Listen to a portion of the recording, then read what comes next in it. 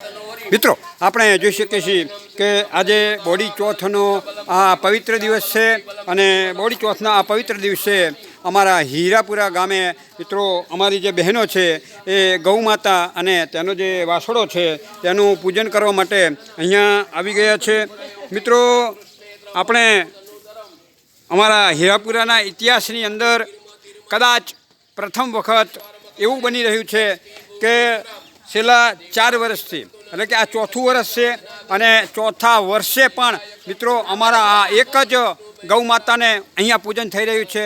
એનો મતલબ એ કે દર વર્ષે અમારા આ ગૌ માતાને વાસળો જ આવે છે।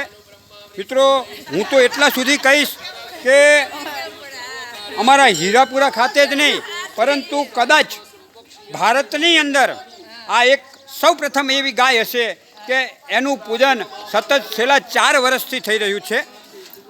અહીંયા આ આપણા સૌ પ્રથમ જે બહેનો આવે એ અહીંયા આપણા ગૌ માતાનું પૂજન કરે છે અને ગૌ માતાના પૂજન બાદ મિત્રો અહીંયા આપણે જોઈ શકીએ છીએ કે આપણા રમેશ ગોરબા જે છે એ હાથ જોડ પૂજન અહીંયા કરાવી રહ્યા છે।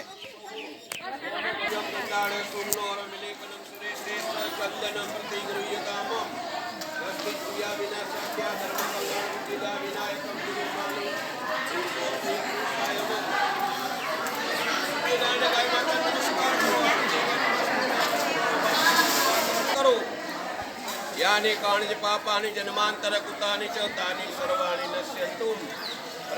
મિત્રો અહીંયા આપણે હાથ જોડનું પૂજન પતી જાય ત્યારબાદ મિત્રો આપણા આ મનોકામના સિદ્ધ હનુમાન દાદાનું જે મંદિર છે તેની અંદર આપણા જે ગોરાણીમાં છે એ આપણા ગૌ માતા અને વાસડાની વાત કહેતા હોય છે। આવી રીતે અહીંયા આ બોડી ચોથ અમારી બહેનો ઉજવે છે।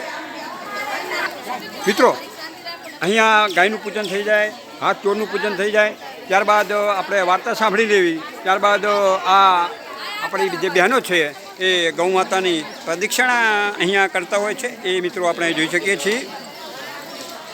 તો મિત્રો આપણે કીધું તે પ્રમાણે કે અમારા હીરાપુરા ગામનું જ નહીં પરંતુ કદાચ ભારતની અંદર સૌ પ્રથમ આ એક એવી ગાય હશે કે જે ચોથા વર્ષે પણ અહીંયા પૂજનમાં આવી છે।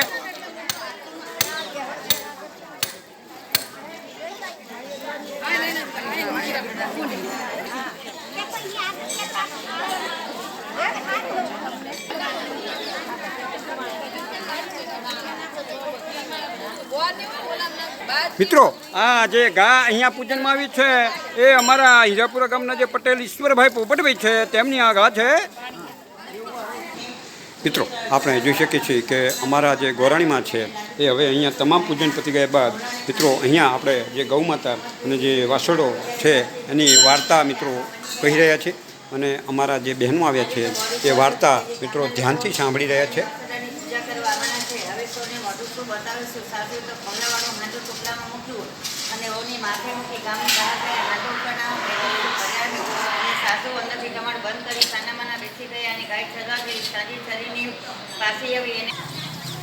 મિત્રો આવી રીતે આપણા હિન્દુ સંસ્કૃતિની જે પરંપરાઓ જે છે, આપણા જે તહેવારો છે એને અમારી જે બહેનો છે એ આજે પણ અહીંયા કાળજીપૂર્વક એને જાળવી રહી છે અને ખૂબ જ ઉત્સાહથી આ તહેવારો મિત્રો અહીંયા ઉજવવામાં આવે છે। બોલો ગૌ માતા કી જય।